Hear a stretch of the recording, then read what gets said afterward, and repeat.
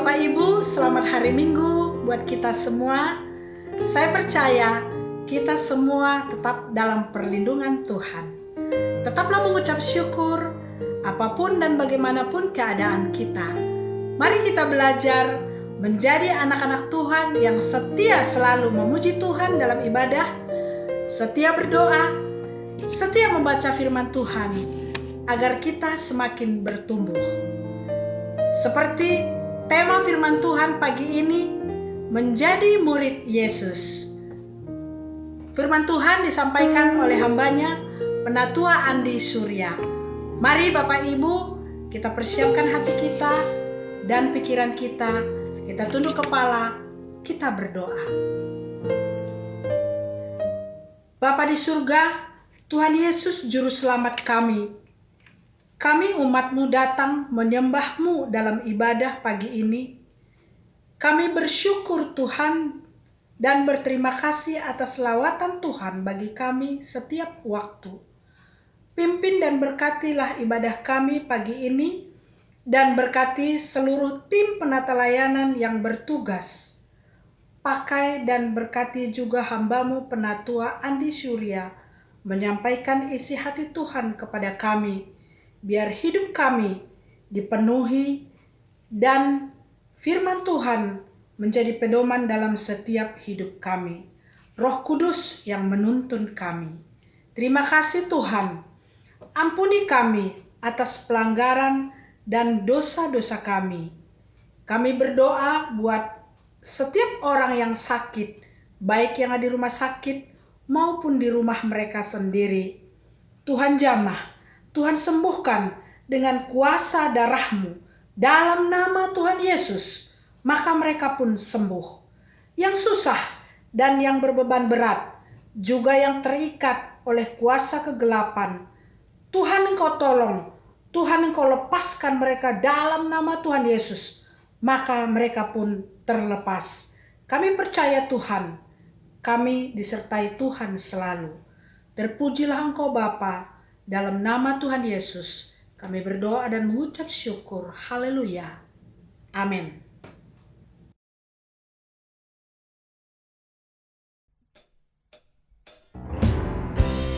Salam jemaat Tuhan, kita mau memuji Tuhan, kita mau mengagungkan nama Yesus, Raja di atas segala Raja. Haleluya. Kita bertepuk tangan, bersorak-sorak untuk Tuhan Yesus. Mari sama-sama katakan. Kami datang bawa pujian, bersama memuji-Mu Tuhan. Satukan suara dan nyanyikan sorak kemenangan. Gloria, Gloria,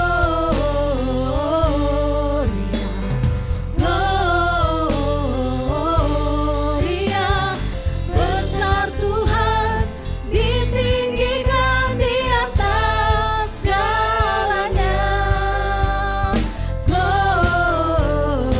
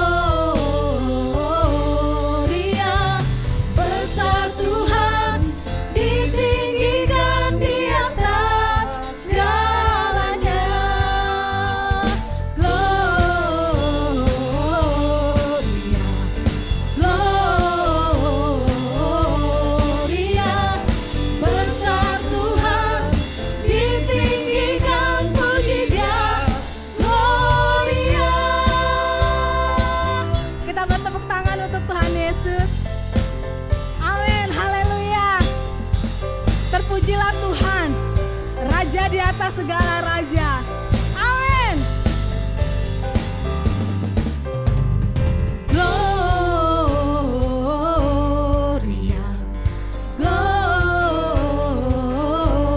Gloria, besar Tuhan, ditinggikan di atas segalanya. Gloria, besar Tuhan, ditinggikan, puji Dia. Gloria.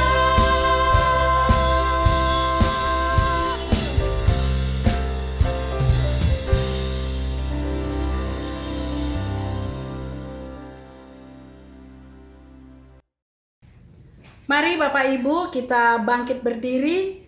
Kita akan membaca ayat bertanggapan yang terambil dari Lukas 9 ayat 57 sampai 62. Ketika Yesus dan murid-muridnya melanjutkan perjalanan mereka, berkatalah seorang di tengah jalan kepada Yesus, "Aku akan mengikut engkau kemana saja engkau pergi." Yesus berkata kepadanya, "Serigala mempunyai liang dan burung mempunyai sarang, tetapi Anak Manusia tidak mempunyai tempat untuk meletakkan kepalanya." Lalu ia berkata kepada seorang lain, "Ikutlah aku." Tetapi orang itu berkata, "Izinkanlah aku pergi dahulu menguburkan Bapakku." Tetapi Yesus berkata kepadanya, "Biarlah orang mati menguburkan orang mati, tetapi engkau pergilah dan beritakanlah kerajaan Allah di mana-mana." Dan seorang lain lagi berkata, "Aku akan mengikut engkau Tuhan, tetapi izinkanlah aku pamitan dahulu dengan keluargaku." Tetapi Yesus berkata, "Setiap orang yang siap untuk membajak, tetapi menoleh ke belakang, tidak layak untuk kerajaan Allah." Amin. Silakan duduk Bapak Ibu.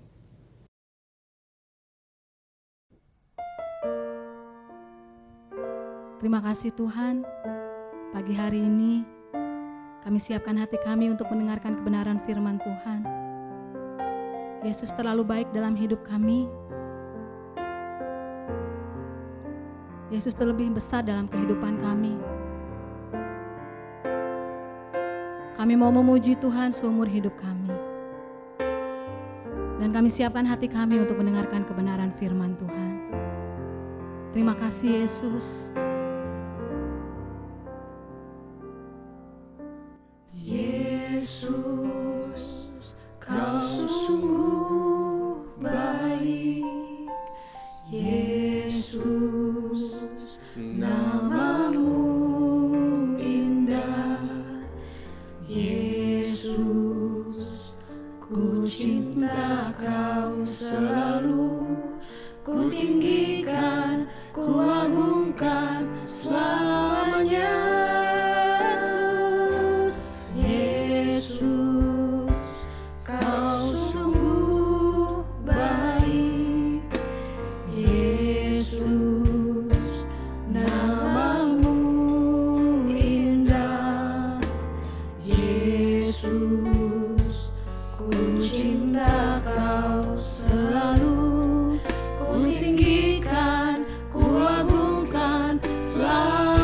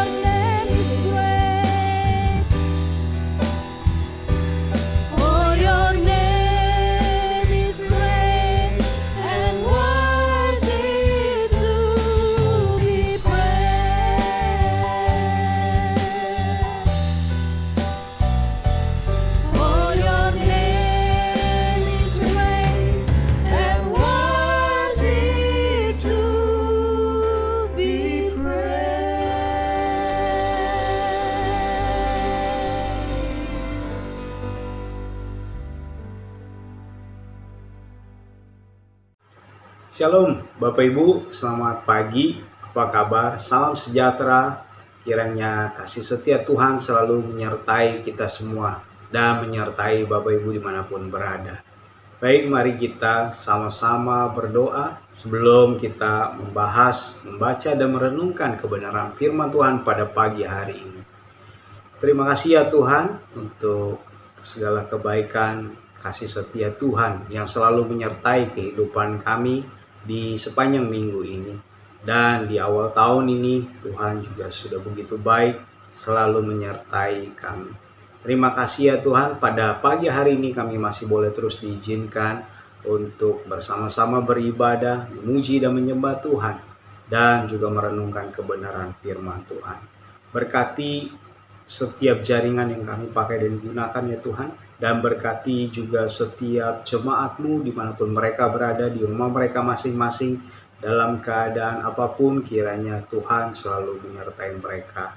Dan kami menyerahkan Tuhan untuk ibadah pada pagi hari ini, pembahasan kebenaran firman-Mu, dan biarlah firman-Mu yang dapat terus memberikan kami kekuatan, memberikan kami keyakinan bahwa Tuhan selalu ada bersama-sama dengan kami.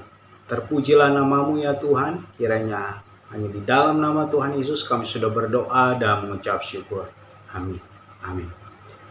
Shalom Bapak Ibu, saudara-saudara yang terkasih dalam Tuhan Yesus. Senang sekali pada hari ini, pagi ini, kita masih sama-sama dapat beribadah untuk memuji, menyembah Tuhan, bahkan merenungkan kebenaran firman Tuhan. Baiklah, pagi hari ini kita akan membahas kebenaran firman Tuhan yang diambil di dalam kitab Injil Matius pasal yang keempat, ayatnya yang ke-18 sampai dengan 22. Matius pasalnya yang keempat, ayatnya yang ke-18 sampai dengan 22. Mari kita baca bersama-sama. Saya akan membacakan firman Tuhan ini, dan saya mengajak Bapak Ibu semua, saudara yang ada di rumah juga membacanya. Demikian firman Tuhan. Matius pasal yang keempat ayat 18. Judul perikop di situ, Yesus memanggil murid-murid yang pertama.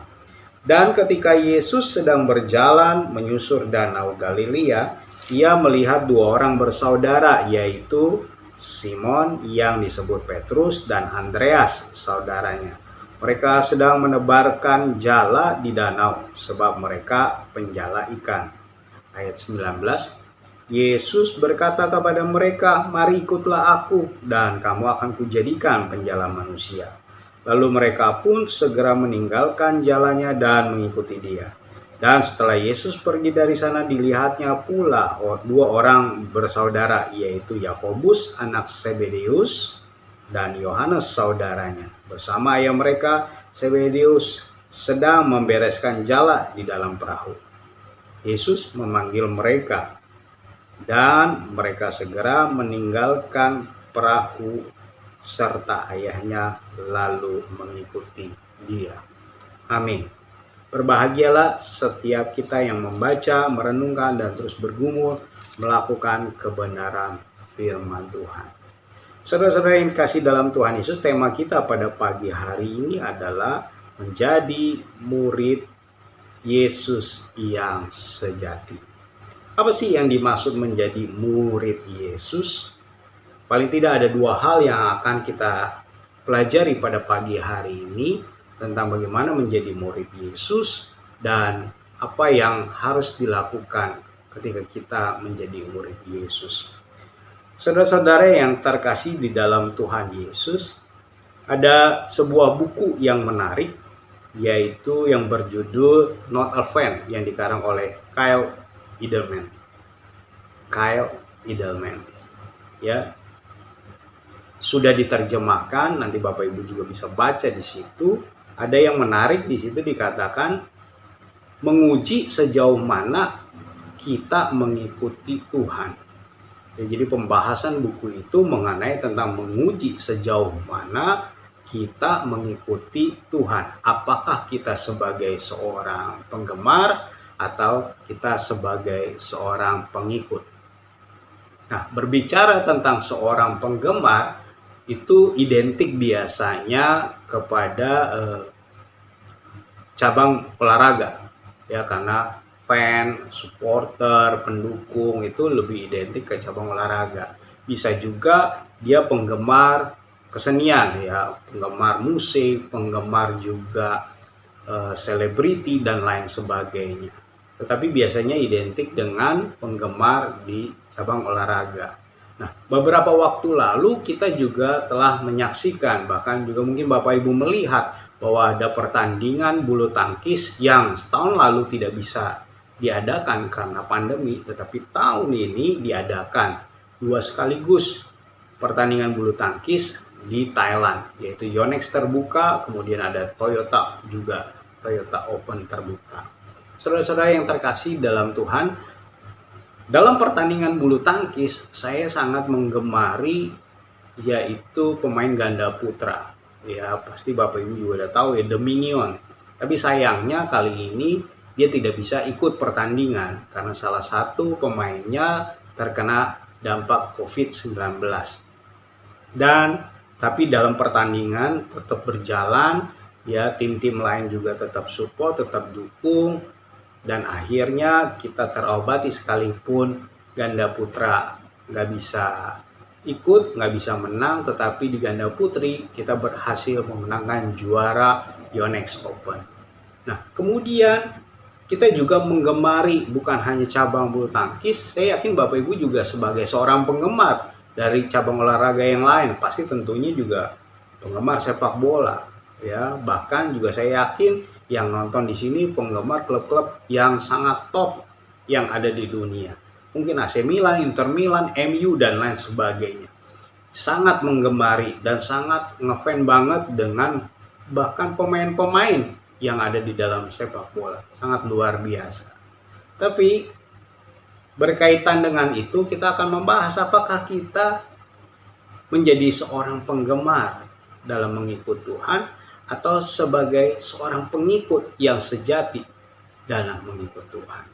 Mari kita akan bahas bersama-sama perikop kita pada pagi hari ini yang ada di dalam Injil Matius. Dan tidak ada salahnya jika tahun ini yang masih tahun baru di awal bulan ini kita sama-sama memikirkan ulang bagaimana pengiringan kita dalam mengikuti Yesus. Apakah kita sungguh-sungguh mengikuti Dia atau cuma sekadar melibatkan Dia dalam urusan kita? Apakah kita sungguh-sungguh menjadi murid Kristus, menjadi murid Yesus, atau cuma menjadi sekadar penggemar aja? Nah, sebagai pengikut juga kita harus sama-sama melihat apakah pengikut itu seperti yang sedang kekinian pada saat ini. Kalau kita lihat di Instagram, ya pengikut atau followernya banyak, ya kan? Kita ngikutin, nge-follow sesuatu gitu atau orang yang berkaitan dengan apa yang kita sukai. Ya, quote-quote-nya, mungkin foto-fotonya kita mengikuti. Nah, kalau seandainya pengikut yang seperti itu dan ada Instagram pada zaman Yesus, kayaknya Tuhan juga nggak peduli mau berapa banyak orang yang ikut Dia, mau berapa banyak yang follow, yang suka dan tertarik dengan Dia, ataupun yang tidak suka dengan Dia. Tuhan juga nggak peduli dengan hal seperti itu. Beda dengan zaman kita, ketika kita quote kita di unfollow dengan orang, kita merasa kecewa. Ya, ketika kita memfollow sesuatu dan kita itu senang dengan apa yang dia bagikan, dia sharekan, ya kita tertarik, jadi kita ikut lagi. Nah, apakah Tuhan Yesus seperti itu? Mencari pengikut yang seperti itu? Apakah kita juga mengikuti dengan cara seperti itu? Mari kita sama-sama melihat dalam kebenaran firman Tuhan pada pagi hari ini, karena ada kisah yang menarik yang kita bahas pada pagi hari ini.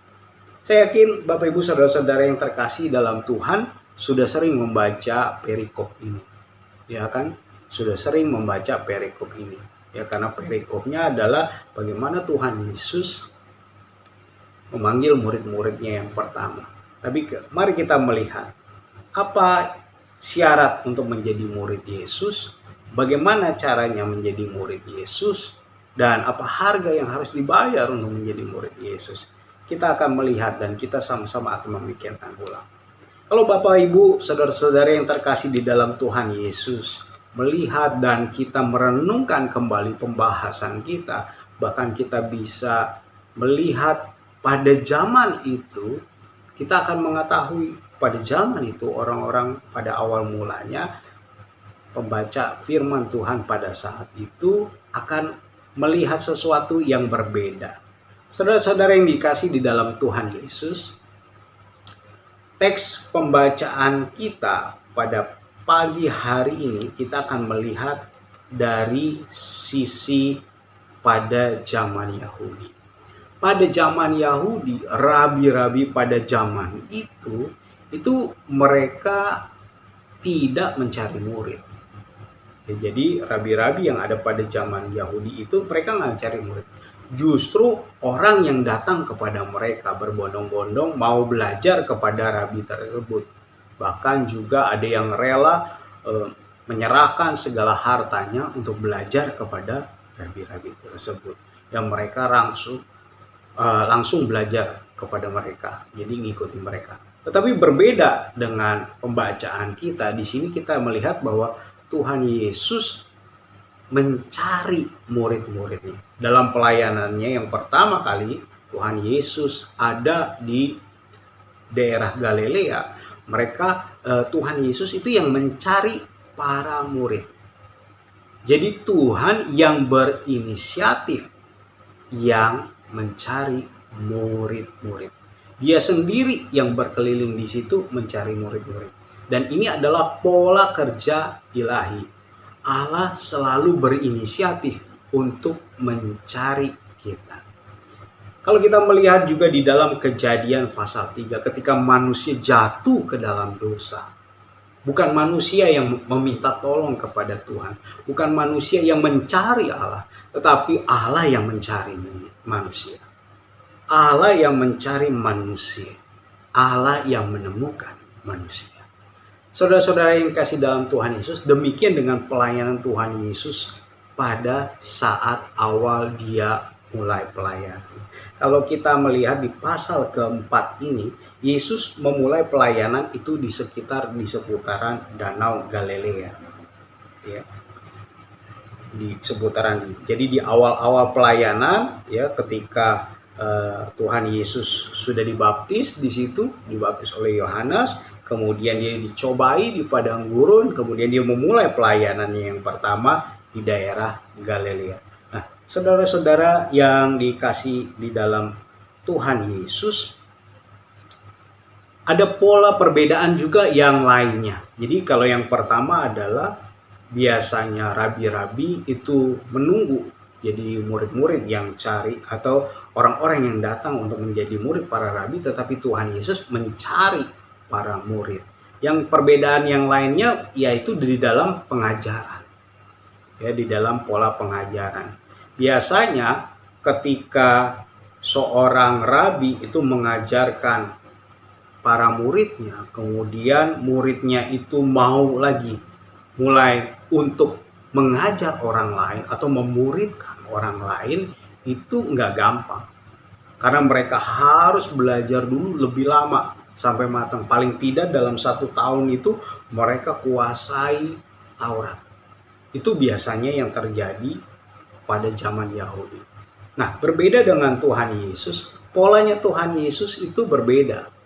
Yang Tuhan Yesus ajarkan adalah justru langsung praktek pelayanan. Jadi Tuhan Yesus rekrut, Tuhan Yesus cari, kemudian Tuhan Yesus mengajar di situ, dan kemudian murid-murid mengajar lagi juga kepada orang-orang lain.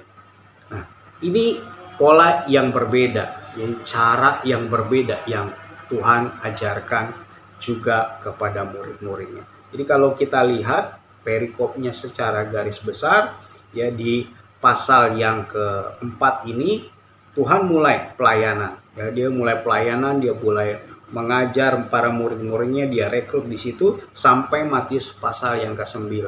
Kemudian Matius pasal yang ke-10, dia mengutus murid-muridnya untuk melayani orang-orang yang ada di sekitar di sana. Kemudian setelah melayani, dan akhirnya mereka balik lagi, belajar lagi sama Tuhan Yesus. Sampai ketika Tuhan Yesus mati di kayu salib dan akhirnya naik ke surga. Baru ketika Tuhan Yesus naik ke surga, mereka mengutus lagi murid-muridnya untuk mengajar orang-orang lain. Dan mereka berjalan sendiri-sendiri. Nah, ini polanya Tuhan yang sangat luar biasa. Karena Tuhan Yesus sangat concern bagaimana untuk memuridkan orang. Bagaimana untuk merekrut para murid-murid ini untuk mengajar. Lalu memuridkan kembali orang-orang. Mengajar kembali orang-orang yang ada di sekitarnya, yang mau mengikuti dia. Saudara-saudara yang terkasih di dalam Tuhan Yesus, apa sih arti menjadi murid? Ya, apa sih arti menjadi murid? Kalau kita melihat di dalam pasal 4 ayat 19 ini, mari kita sekali lagi baca. Yesus berkata kepada mereka, "Mari ikutlah aku, dan kamu akan kujadikan pencala manusia." Perkembangan kekristenan yang begitu pesat dan begitu luas kadangkala menimbulkan sebuah persoalan yang juga tidak gampang.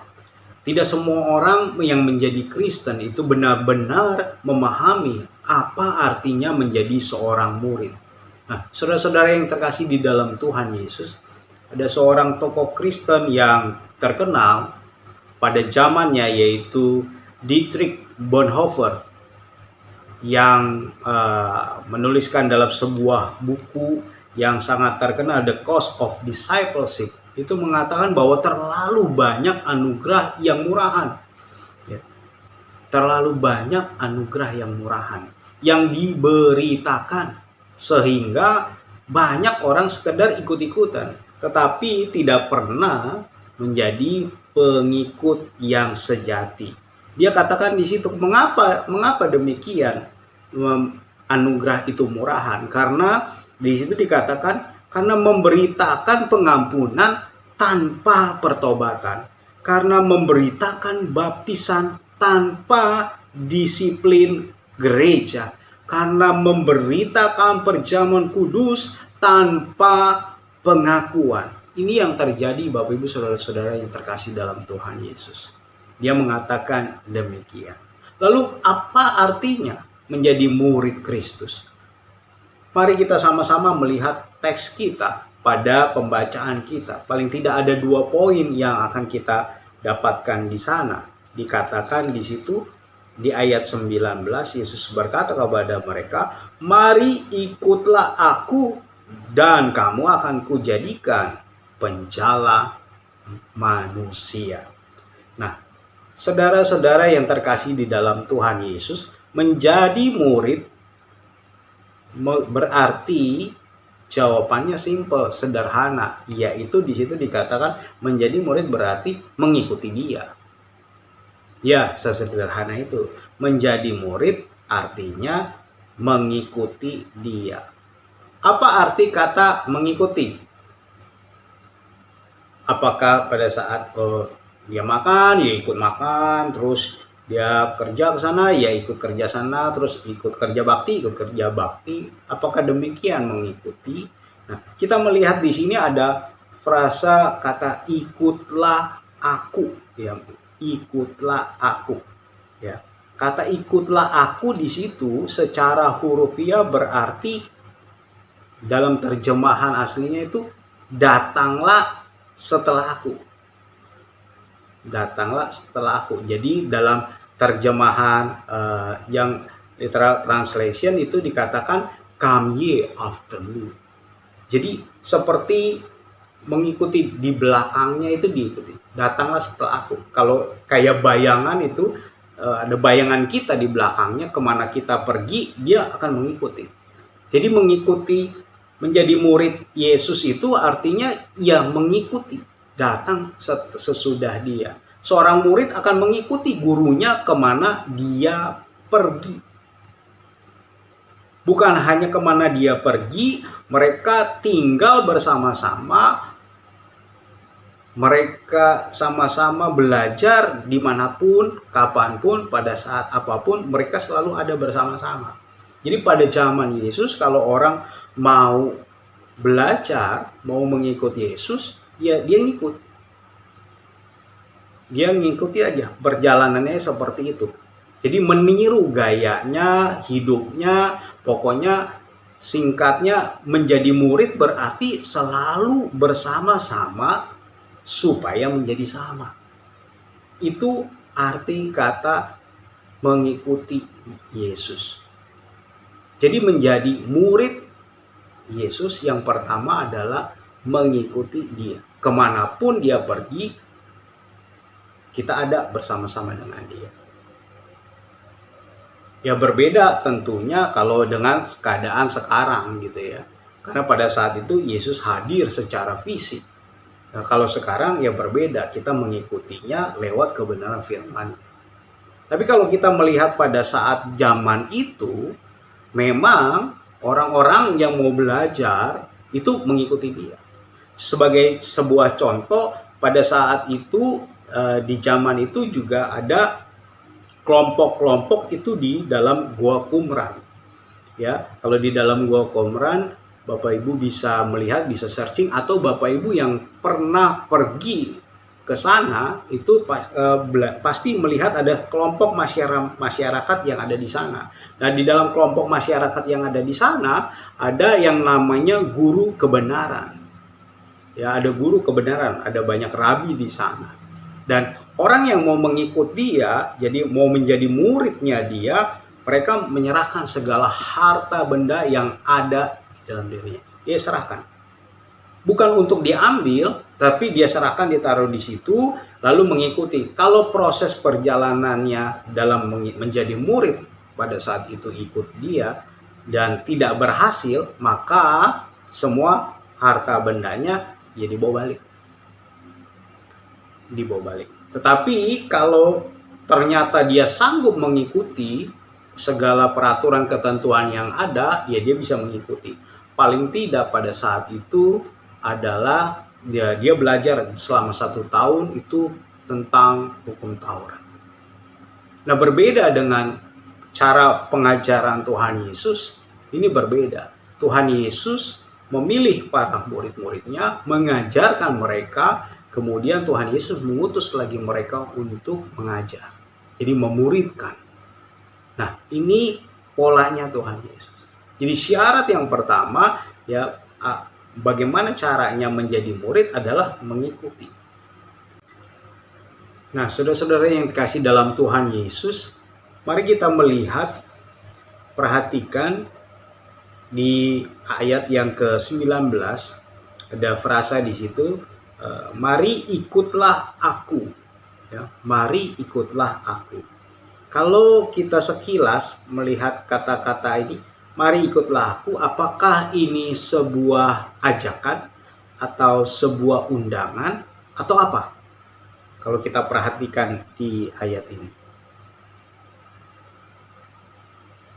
Ya, kalau kita mau meneliti, mempelajarinya lebih jauh, kata-kata dalam terjemahan aslinya itu adalah kata-kata perintah. Ikutlah aku. Ya, jadi kata-kata marinya itu nggak ada. Ikutlah aku. Ini adalah bukan sebuah undangan atau bukan sebuah ajakan, tetapi merupakan sebuah perintah. Jadi ikutlah aku. Jadi ini merupakan adalah sebuah perintah. Jadi bukan sebuah undangan. Bukan salah satu juga opsi di antara sekian banyak pilihan. Ya, jadi ini adalah perintah. Siapa yang serius kepada Tuhan, ya dia ikut, wajib ikut bersama-sama dengan Kristus, wajib ikut bersama-sama dengan Tuhan. Nah, poin ini kelihatannya sederhana, Bapak Ibu Saudara sekalian dikasih dalam Tuhan Yesus. Namun seringkali dilupakan. Yesus yang seharusnya berjalan di depan, ya, kita tinggal hanya mengikuti dia. Sayangnya sebagian orang justru hendak mengatur. Kalau kita melihat perikop bagaimana Petrus mencegah perjalanan Yesus ke Yerusalem di dalam pasal yang ke-16, mari kita perhatikan perikop tersebut di pasal 16. Di situ Tuhan Yesus berkata, pasal 16 dari ayat yang ke-13, Yesus berkata di situ kepada murid-muridnya, menurut kata orang, siapakah anak manusia itu? Lalu murid-muridnya di situ menjawab, engkau adalah di situ ada yang mengatakan Yohanes Pembaptis, ada juga mengatakan Elia, ada juga mengatakan engkau Yeremia, engkau adalah bagian dari para nabi dan lain sebagainya. Lalu Tuhan Yesus bertanya lagi di situ. Lalu Yesus bertanya kepada mereka, tetapi apa katamu, siapakah aku ini? Lalu perhatikan, Simon Petrus berkata, engkau adalah Mesias, anak Allah yang hidup.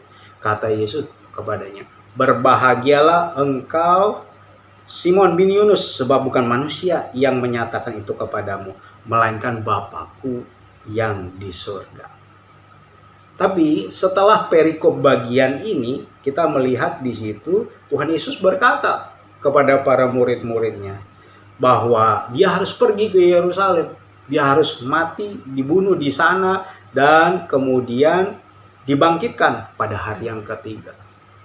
Lalu apa yang Petrus katakan di situ? Lalu Petrus menarik Yesus di ayat 23. Tuhan, sekiranya Allah menjauhkan hal itu sekali-sekali tidak akan menimpa engkau. Ayat 23. Maka Yesus berpaling dan berkata kepada Petrus, enyalah iblis, engkau suatu batu sandungan bagiku, sebab engkau bukan memikirkan apa yang dipikirkan Allah, melainkan apa yang dipikirkan manusia. Bapak Ibu, saudara-saudara yang terkasih dalam Tuhan Yesus, sama seperti Petrus, kita seringkali juga bukan mengikuti Tuhan Yesus, tapi kita justru mengatur. Kita mengatur. Seringkali kita mau ikut Tuhan Yesus itu yang enaknya saja, tapi tidak mau yang tidak enaknya. Dan ini yang dialami oleh Petrus. Pelajaran yang sangat penting yang kita bisa pahami bahwa apa yang Tuhan kerjakan, yang dia lakukan, kita tinggal ikuti. Jangan coba-coba kita atur. Petrus yang tadinya menjadi batu karang di situ, dibilang menjadi batu sandungan. Saudara-saudara yang dikasihi dalam Tuhan Yesus, Petrus itu berusaha berada di depan. Dia berusaha untuk menentukan perjalanan. Itu kesalahan umum orang-orang yang ada pada saat ini. Seringkali kita hanya meminta penyertaan Tuhan, tetapi kita tidak mau mengikuti pimpinan Tuhan. Biarlah itu juga menjadi perenungan bagi kita. Jadi yang pertama, syarat yang pertama untuk menjadi murid Yesus, mengikuti Yesus. Dan mengikuti Yesus bukan sebuah ajakan atau undangan, tetapi adalah perintah kita setiap orang percaya untuk mengikuti, menjadi murid Yesus. Kemudian menjadi murid juga berarti menjalankan misinya. Kita melihat di poin tersebut dikatakan di ayatnya yang ke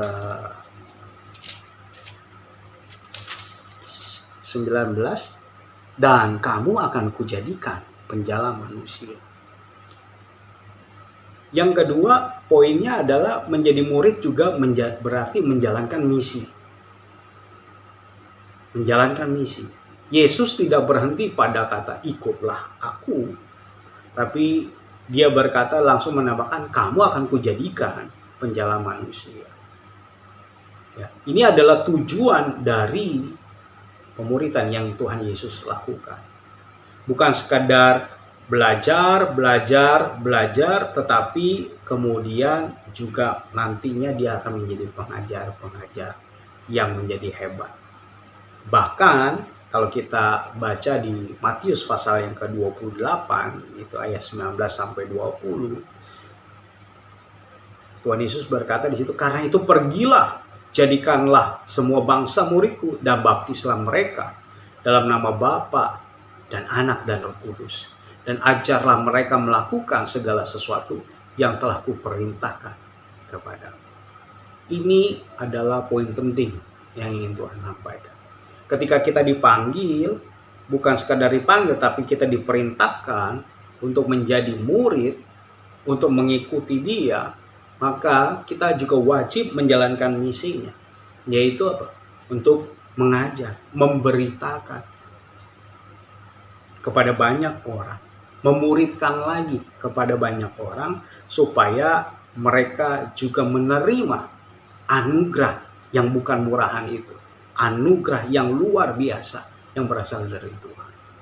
Saudara-saudara yang terkasih di dalam Tuhan Yesus, sebagian orang merasa kurang percaya ketika tugas ini diberikan, ya, lalu mereka berdalih, ya ini kan bukan tugasnya saya untuk mengabarkan, untuk memberitakan, untuk mengajar.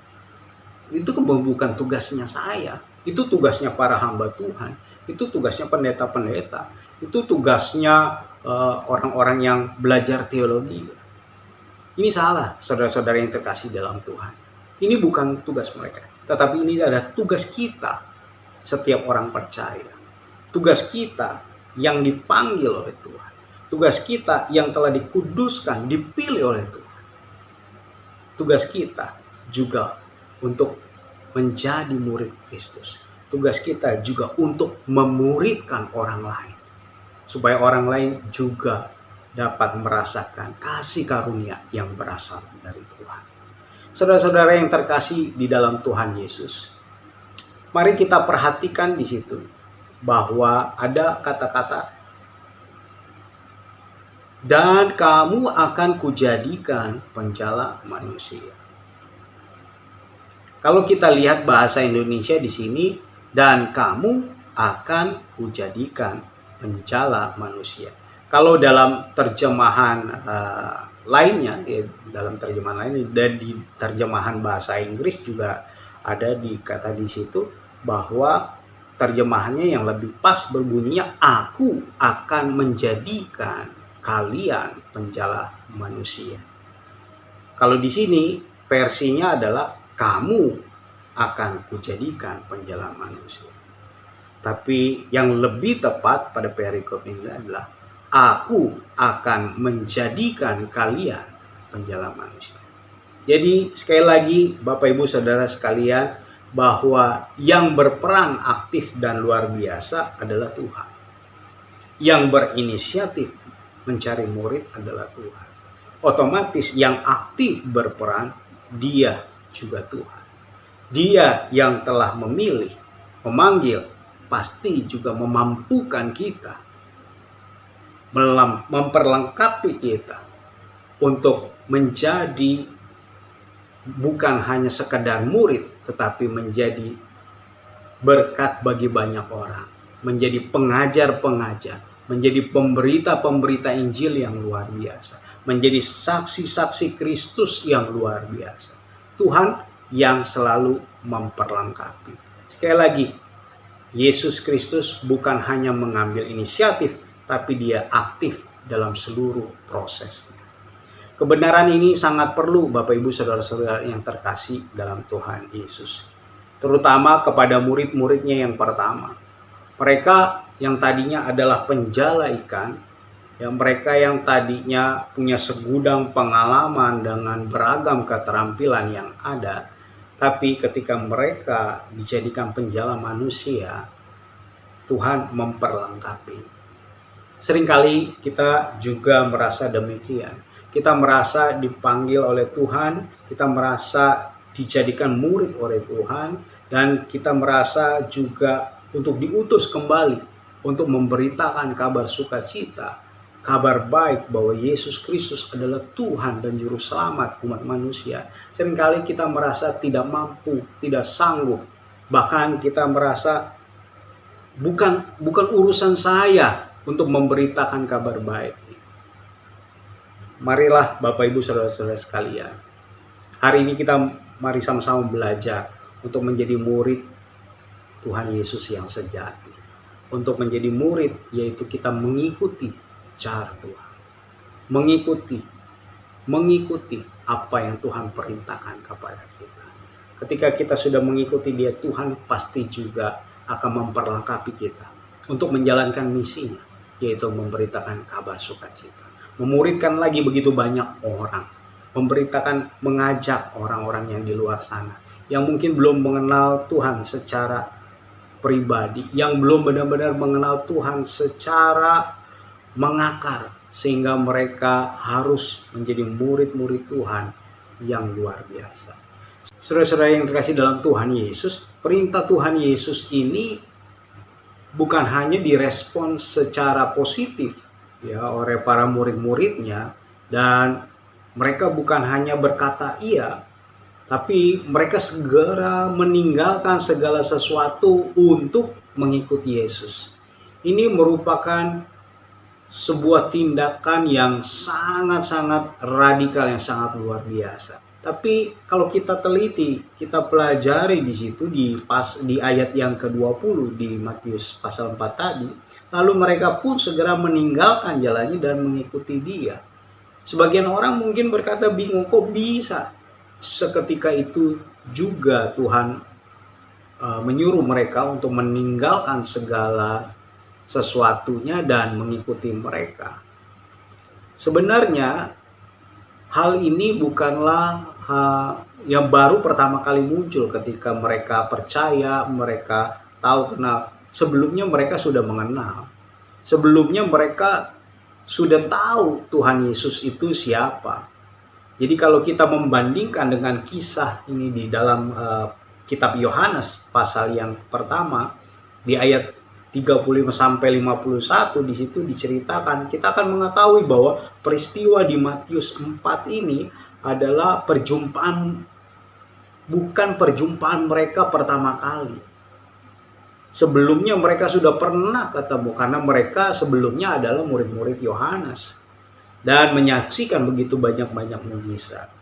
Jadi pada perjumpaan pertama mereka belum mendapat panggilan itu. Tapi mereka mengenal, mereka mengikuti Yesus, mereka tanya Tuhan Yesus tinggalnya di mana. Jadi kisah ini adalah respon-respon panggilan yang berikutnya. Jadi sekilas respon ini nggak sulit buat dilakukan karena mereka udah tahu siapa Tuhan Yesus dan apa yang dilakukan oleh Tuhan Yesus. Jadi ketika Tuhan Yesus perintahkan untuk mengikuti Dia, mereka segera mengikuti Tuhan Yesus dan meninggalkan segala sesuatu. Ini adalah harga sebuah pemuritan yang dialami oleh para murid-murid Yesus. Pertama yang kita pelajari dari hal ini adalah meninggalkan pekerjaan di ayat 20. Jadi pola pemuritan pada saat itu, pada zaman itu memang tidak memungkinkan seseorang itu belajar untuk mengikuti seorang rabi, seorang guru, tetapi juga menjalankan pekerjaan sehari-hari, karena itu tidak mungkin. Jadi pada zaman itu polanya adalah kalau orang dia mau mengikut menjadi seorang murid, ya dia harus meninggalkan, karena dia harus tinggal bersama gurunya, karena dia harus mengikuti kemana gurunya pergi, dan itu adalah yang Tuhan Yesus lakukan.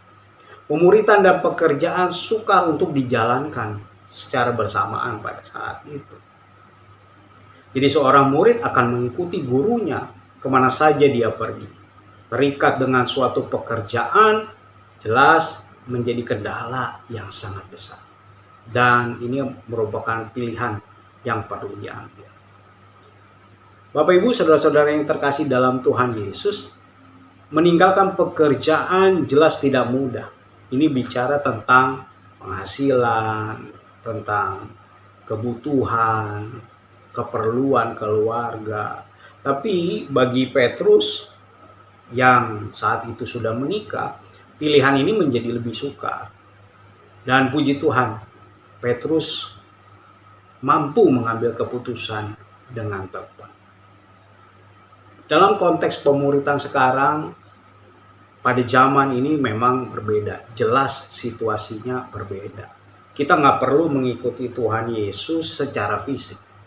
Karena Tuhan Yesus sudah memiliki ajarannya di dalam kebenaran firman Tuhan. Di dalam Alkitab sudah lengkap.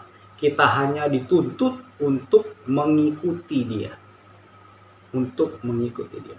Walaupun demikian, Bapak Ibu Saudara-saudara yang terkasih di dalam Tuhan Yesus, prinsip yang diajarkan yaitu tetap sama. Kalau kita membaca perikop ini, prinsipnya itu tetap sama. Jadi pemuritan, menjadi murid itu lebih penting daripada pekerjaan. Jangan sampai pekerjaan kita melupakan proses untuk menjadi murid Tuhan. Bahkan sebaliknya, pekerjaan tersebut harus menjadi salah satu dari proses pemuritan. Maksudnya apa sih? Maksudnya gini, kita belajar menerapkan sifat, ajaran-ajaran Tuhan itu di dalam pekerjaan kita. Kita menjadikan pekerjaan kita itu sebagai sebuah pelayanan. Sebagai sebuah pelayanan. Dimanapun Bapak, Ibu, Saudara-saudara bekerja, beraktivitas, biarlah itu dapat menjadi berkat. Biarlah ajaran-ajaran Tuhan, perintah-perintah Tuhan, bahkan buah roh itu boleh terpancar dalam kegiatan aktivitas kita hari lepas hari. Apa yang dilakukan oleh murid-murid Yesus ini sangat luar biasa, Bapak Ibu Saudara-saudara sekalian. Prinsip-prinsip yang berikutnya, yang kedua, yaitu di ayat yang ke-22. Jadi harga yang harus dibayar menjadi murid Tuhan Yesus adalah yang pertama, meninggalkan pekerjaan, yang kedua, meninggalkan keluarga. Di ayat 22 di situ dikatakan, dan mereka segera meninggalkan perahu serta ayahnya lalu mengikuti Dia. Nah, kisah pemanggilan Yohanes dan Yakobus memang sedikit berbeda. Karena di situ dikatakan Yohanes dan saudaranya bersama dengan ayah mereka Zebedeus. Ya, di situ turut disebutkan atau disertakan di ayat tersebut. Jadi memang ketika mereka mengiyakan panggilan Yesus, Alkitab mencatat bahwa mereka meninggalkan perahu serta ayahnya. Apa yang dilakukan Petrus dan Andreas serta Yakobus dan Yohanes sebenarnya sama. Dengan mengikuti Yesus, mereka harus meninggalkan pekerjaan dan keluarga. Walaupun demikian, yang menjadi sorotan pemunculan Zebedeus pada ayat 21 dan 22 memberi sorotan lebih pada elemen tambahan, yaitu keluarga. Poin ini, Bapak Ibu Saudara-saudara yang terkasih dalam Tuhan Yesus, ingin ditegaskan di sini bahwa keutamaan Kristus di atas keluarga. Ya, mari kita melihat bandingan di dalam Matius pasal yang ke-10 ayat yang ke-37. Di situ dikatakan, barang siapa mengasihi bapa dan atau ibunya lebih daripadaku, ia tidak layak bagiku. Dan barang siapa mengasihi anaknya laki-laki atau perempuan lebih daripadaku, ia tidak layak bagiku. Dalam konteks pemuritan sekarang, kita tentu tidak boleh meninggalkan keluarga, ya. Berbeda memang pada zaman Tuhan Yesus secara fisik, tetapi pada saat sekarang ya kita tidak boleh meninggalkan keluarga. Kita bisa belajar tadi tentang Kristus itu melalui Alkitab. Namun kita tetap mengutamakan Kristus di atas keluarga. Jangan sampai keluarga itu menjadi penghalang bagi pertumbuhan rohani kita untuk mengenal Kristus secara lebih dalam dan lebih dalam lagi. Bukankah banyak orang ketika memulai jauh dari Tuhan itu ketika sudah mulai berkeluarga? Dulu masih single, ya, dia masih rajin-rajinnya mengikuti Tuhan ke gereja, itu nggak pernah absen. Kemudian selalu jam doa juga selalu hadir, ikut kelas pemuritan dan lain sebagainya. Tapi ketika mereka sudah mulai berkeluarga, waktunya dengan alasan, dengan berdalih udah nggak ada waktu lagi karena waktunya sudah mulai habis. waktunya sudah butuh keluarga dan lain sebagainya. Jadi kita perlu hati-hati di sini dengan sebuah ini. Kadang-kadang apa yang menjadi penghambat bagi pertumbuhan rohani kita, entah itu keluarga kita, istri, anak-anak kita, bahkan juga pekerjaan kita, ini menjadi satu hambatan untuk kita lebih dalam lagi mengenal Kristus. Tapi dalam ayat tersebut, kalau kita perhatikan di Matius 10 tadi, memang ada banyak orang, Bapak Ibu Saudara sekalian, yang tidak gampang untuk mengikuti Tuhan. Karena ada berbagai kendala. Karena mereka ada yang seringkali dikucilkan ketika mau percaya kepada Tuhan, mau mengikut Tuhan. Bahkan ada sebagian di daerah, di tempat yang lain, ketika dia mau percaya kepada Tuhan, ya mereka harus keluar dari keluarganya.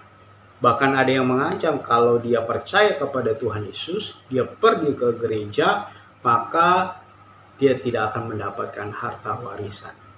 Dan ini adalah sebuah kisah nyata. Ketika tahun 98 ada pelayanan pada saat itu, jadi sebelum masa kerusuhan, ada pelayanan di sekolah kemurnian ya di daerah Gajah Mada Hayamwuruk. Nah, salah satu muridnya karena sekolah itu masih sekolah agamanya bukan Kristen, jadi orang tuanya juga nggak percaya tentang Tuhan Yesus. Bahkan anaknya nggak boleh itu untuk ke gereja. Dan ini adalah pelayanan yang sangat luar biasa pada saat itu. Sampai akhirnya anak tersebut percaya kepada Tuhan, tetapi dia tidak diizinkan untuk pergi ke gereja. Dan dia terus bergumul apa yang harus dilakukan. Dan kita bersama teman-teman selalu berdoakan sampai akhirnya Tuhan menggerakkan kedua orang tuanya dan akhirnya mereka menjadi percaya kepada Tuhan Yesus. Bapak Ibu, saudara-saudara yang terkasih di dalam Tuhan Yesus, hari ini maukah kita belajar bersama-sama? Maukah kita berubah dari seorang yang penggemar menjadi seorang pengikut Kristus yang sejati? Siapkah kita meninggalkan segala sesuatu yang bisa menghambat proses pertumbuhan kerohanian kita? Siapkah kita untuk menjadi murid Kristus dan mengikuti pemuritan yang lebih mendalam lagi, sehingga kita dapat juga memuridkan orang-orang lain, memuridkan keluarga-keluarga kita yang mungkin belum percaya pada saat ini. Pada saat masa-masa seperti ini, masa-masa yang sangat sulit, yang sangat sukar, pemuritan sangat dibutuhkan. Kita menjadi murid Kristus, kita belajar mengikuti Dia. Apa yang Tuhan mau kita tinggal ikuti, tinggal kita laksanakan. Biarlah Tuhan yang menjadi Tuhan atas hidup kita. Biarlah Tuhan yang mengatur segala sesuatu tentang kehidupan kita. Kita tinggal belajar mengikuti, merenungkan, membaca kebenaran firman Tuhan dan melakukan. Saya mengajak Bapak Ibu Saudara-saudara untuk mulai lagi merenungkan apa artinya kita mengikuti Kristus. Jangan menjadi seorang penggemar, tetapi biarlah kita menjadi pengikut-pengikut yang sejati. Kiranya Tuhan Yesus memberkati Bapak Ibu Saudara sekalian. Tuhan Yesus memberkati. Mari kita berdoa bersama-sama. Ya Tuhan, kami mengucap syukur dan berterima kasih kalau pada pagi hari ini kami boleh belajar sedikit kebenaran firman Tuhan yang paling mendasar. Bagaimana kami menjadi murid Tuhan Yesus yang sejati. Bagaimana kami mau belajar untuk mengikuti apa yang Tuhan ajarkan, yang Tuhan perintahkan. Dan kami mau belajar juga Tuhan untuk dapat memuridkan orang-orang lain untuk menjadi lebih dekat lagi, lebih paham lagi bagaimana mereka mengenal siapa Tuhan yang mereka percayai. Tuhan, ampuni setiap dosa dan kesalahan kami. Dan biarlah kami dapat menjadi saksi dan terang bagi banyak orang di segala tempat yang Tuhan tempatkan. Pagi hari ini ya Tuhan, kami juga berdoa khususnya untuk Gereja Rasuli Indonesia Jemaat Berkat. Kami berdoa untuk gereja Tuhan, biar gereja ini boleh menjadi berkat bagi banyak orang. Kami berdoa untuk Bapak Gembala, Bapak Pendeta Renaldo Panggabean. Kiranya Tuhan memberikan kekuatan, kesehatan, dan hikmat daripada Tuhan. Bagaimana untuk mengembalakan kami ya Tuhan sebagai domba-domba yang Tuhan sudah percayakan. Kami berdoa juga untuk Bapak Wakil Gembala, Bapak Pendeta Horas, Bapak Pendeta Yosua. Kiranya Tuhan memberkati ketiga para hamba Tuhan ini. Dan Tuhan terus menaruhkan visi misi yang begitu jelas bagi kemuliaan nama Tuhan. Dan bagi gereja Tuhan untuk mengembangkan apa yang Tuhan percayakan kepada mereka. Kami juga berdoa ya Tuhan pada pagi hari ini untuk jemaat-jemaat Tuhan dimanapun mereka berada. Yang sedang sakit kiranya Tuhan sembuhkan. Yang sedang lemah kiranya Tuhan kuatkan. Yang sedang dalam pergumulan berat kiranya Tuhan bukakan jalan keluar. Kami berdoa untuk jemaat-jemaat-Mu. Biar kiranya mereka rindu, haus akan kebenaran firman Tuhan. Dan mereka mau terus belajar akan kebenaran firman-Mu. Untuk mau menjadi murid-murid Tuhan, bukan menjadi penggemar-penggemar Tuhan. Terima kasih ya Tuhan untuk pada pagi hari ini. Kami juga berdoa pagi hari ini untuk bangsa dan negara Indonesia tercinta. Begitu banyak Tuhan hal-hal yang terjadi yang boleh Tuhan izinkan. Kami kena percaya ada maksud dan rencana Tuhan yang baik, yang luar biasa bagi kami. Pulihkan bangsa kami ya Tuhan, dan kami menyerahkan Tuhan juga proses untuk vaksin yang terus berjalan di negara kami. Kami menyerahkan ke dalam tangan-Mu. Berkati pemimpin bangsa ini, Bapak Presiden, Wakil Presiden, serta seluruh jajaran yang ada. Kiranya Tuhan memberkati mereka dan kiranya hikmat, kebijaksanaan yang dijalankan, dilaksanakan itu boleh berasal daripada Tuhan saja. Kami menyerahkan juga Tuhan sekali lagi gereja-Mu ke dalam tangan-Mu. Kami berdoa juga menyerahkan Tuhan juga para korban bencana alam yang saat ini juga terjadi. Kiranya Tuhan memberkati mereka. Dan biarlah mereka boleh kembali kepada jalan Tuhan. Jalan yang Tuhan ajarkan. Kami sekali lagi menyerahkan ke dalam tangan Tuhan. Dan kami berdoa Tuhan, kami alaskan di dalam nama Tuhan Yesus. Dan kami juga berdoa seperti yang Tuhan ajarkan kepada kami, yaitu doa Bapa kami. Bapa kami yang di surga, dikuduskanlah nama-Mu, datanglah kerajaan-Mu, jadilah kehendak-Mu di bumi seperti di surga. Berikanlah kami pada hari ini makanan kami yang secukupnya. Dan ampunilah kami atas kesalahan kami, seperti kami juga mengampuni orang yang bersalah kepada kami. Dan janganlah membawa kami ke dalam pencobaan, tetapi lepaskanlah kami daripada yang jahat. Karena Engkau-lah yang punya kerajaan dan kuasa dan kemuliaan bahkan sampai selama-lamanya. Amin. Puji Tuhan, kita diberkati Tuhan pagi ini melalui kebenaran firman Tuhan. Atas nama gereja, kami mengucapkan terima kasih untuk Pak Andi Surya. Tuhan Yesus memberkati Bapak dan keluarga. Mari jemaat Tuhan, kita bangkit berdiri. Bersama umat Tuhan, kita mengikrarkan pengakuan iman rasuli. Aku percaya kepada Allah, Bapa yang Maha Kuasa, Khalik langit dan bumi, dan kepada Yesus Kristus anaknya yang tunggal Tuhan kita, yang dikandung daripada Roh Kudus, lahir dari anak darah Maria, yang menderita sengsara di bawah pemerintahan Pontius Pilatus, disalibkan, mati dan dikuburkan, turun ke dalam kerajaan maut. Pada hari yang ketiga bangkit pula dari antara orang mati, naik ke surga, duduk di sebelah kanan Allah, Bapa yang Maha Kuasa, dan akan datang dari sana untuk menghakimi orang yang hidup dan yang mati. Aku percaya kepada Roh Kudus, gereja yang kudus dan persekutuan orang kudus, pengampunan dosa, kebangkitan orang mati, dan hidup yang kekal. Amin. Jemaat Tuhan dipersilahkan duduk kembali.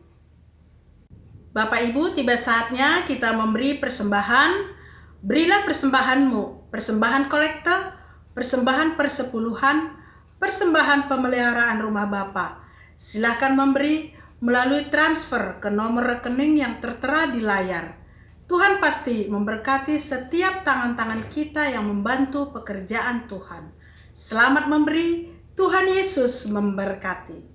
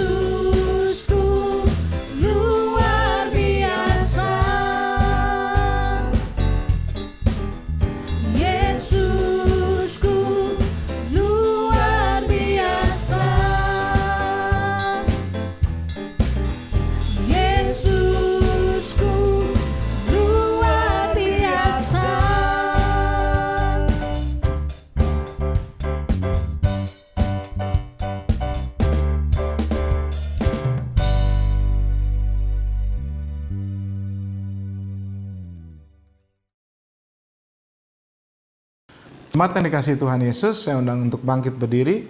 Mari saudara, arahkan hatimu kepada Tuhan. Tengadahkan tanganmu dan angkat wajahmu ke Tuhan. Terima dan aminkan berkat dari Tuhan. Tuhan memberkati engkau dan melindungi engkau. Tuhan menyinari engkau dengan wajahnya dan memberi engkau kasih karunia.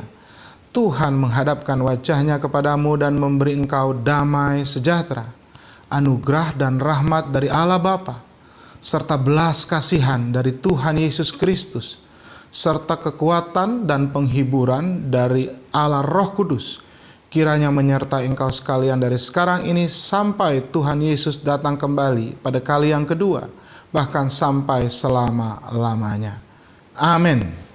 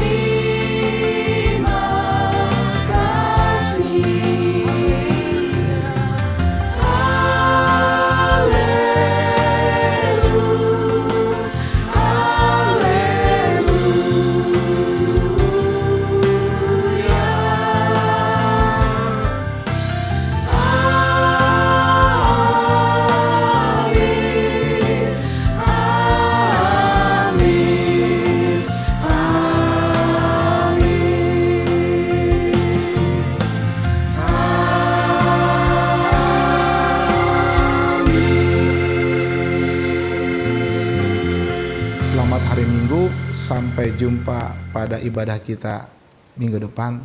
Tuhan memberkati. Shalom.